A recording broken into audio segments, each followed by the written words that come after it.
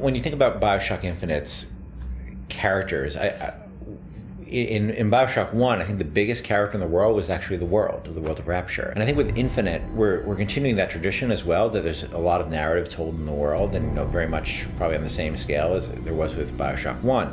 But we also saw an opportunity to bring the dynamic element of storytelling to the characters.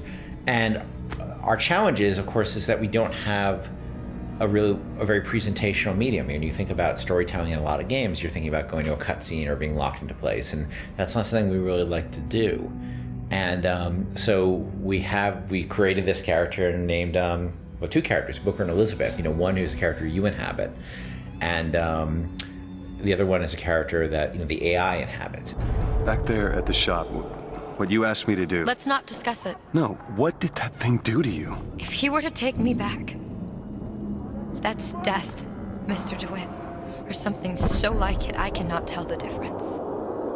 Booker is, I think you're gonna see him be multi-dimensional throughout the game. Starts off very, very simple, and if you know history at all, he's a former Pinkerton agent, which those were bad guys. Bad guys feared the Pinkertons. And the fact that he was kicked out of the Pinkerton agency should kind of give you a little bit of insight into what kind of guy he is. He's seen a lot, he's done a lot. He's got a lot to make penance for.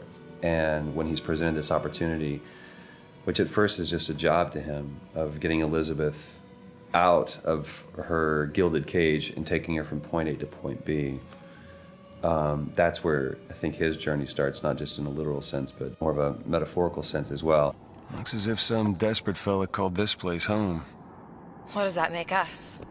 Liz is interesting because she is really coming of age in this story, and she's figuring out what kind of woman she wants to be, kind of getting out of that little girl thing, which has been, even though she's a little bit older, I think being held captive, I mean, I would assume her whole life, or however long Ken decides, she's been held captive by Songbird. That's kind of halted her growth in terms of defining her independence.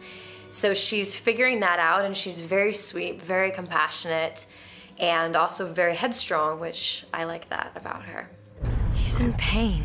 Not for long. I need you to step back. Wait, there's a tear. See, right here. Elizabeth, it's just an animal. I can control it this time. It is too powerful. You won't be able to stop it. I wasn't asking for permission. In terms of what I look for in a voice actor, I look for somebody who can inhabit the role. And sometimes they'll bring something to the role that I had no idea, and I'll change the role. With both of them, I think I saw people who sort of inhabited the basics of what I saw in the character, but they're also very good at taking direction. They're very good at responding to feedback, and that's what I mean more. It's less direction and more feedback, because a lot of times I don't even know what I want, and I'm just sort of saying, let's try in this area, and they're very open to that, and they're really generous in the process, and that's been incredibly helpful.